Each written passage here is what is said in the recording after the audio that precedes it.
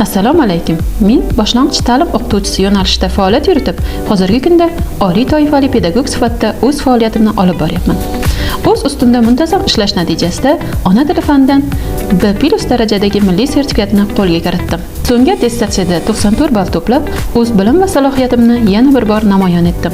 Menga 70% ustama belgilanganligi esa mehnatimga berilgan yuksak bahodir.